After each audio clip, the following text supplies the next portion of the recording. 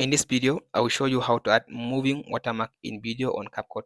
So after you add your video to the timeline, go to text. So now here is the text. I'll click on this plus button. So I'll just change the duration to the end of the video. So now I'll click on the text and go to this option and change and add my text. So after you add your watermark name, so now you can click on this option to reduce the size of the video of the text. After you click on the size of the video of the text, now you can take the text to the side. So now here is the text. Now scroll to down and click on this option now to change the color. I'll go with red. So after you add red color, so now here is the text is red color. So all I have to do now, I'll just scroll to down again, scroll to down and click on this opacity. Take the opacity to like 50 or 40. So I'll leave it like this 40.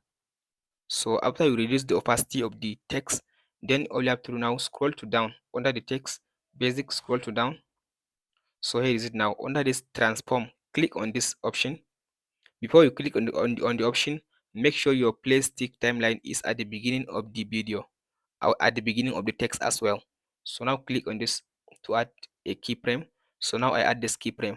So now I'll take this play stick to the side. So I'll add it to the side. So now I'll just I'll move the text to the position where I want it to move.